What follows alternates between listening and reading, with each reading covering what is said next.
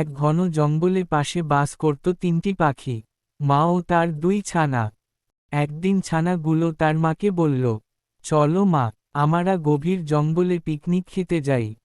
তখন তারা এক গভীর জঙ্গলে পিকনিক খেতে চলে যায়।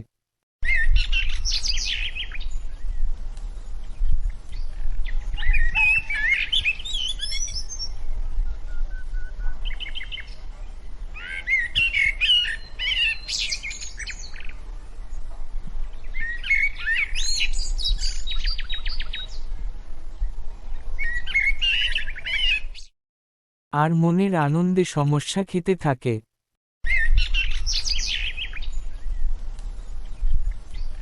হ্যালো ছোট বন্ধুরা, কেমন আছো? ভিডিওটি ভালো লাগলে অবশ্যই লাইক, কমেন্ট, শেয়ার এবং সাবস্ক্রাইব করে দিবা।